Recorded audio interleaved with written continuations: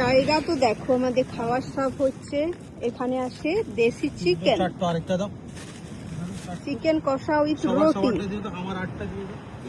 তো জায়গাটা দেখো, একদম সমুদ্রের পাড়ে। এখন 11টা বাজে, আমরা লাঞ্চ করব। লাঞ্চ? এই লাঞ্চ কি, এই সরি ডিনার। এই দিদি চিকেন কেমন হয়েছে? হ্যাঁ ভালো ভালো। দাদা চিকেন কেমন হয়েছে? আচ্ছা, এখনো ভাগাভাগি চলছে। ঠিক আছে, চলো আমরা ডিনার কমপ্লিট করে ফেলি। সাগরের পাড়ে সত্যি খুব সুন্দর পরিবেশ। আচ্ছা, বহুত আচ্ছা। চলো, good night, tata, bye bye.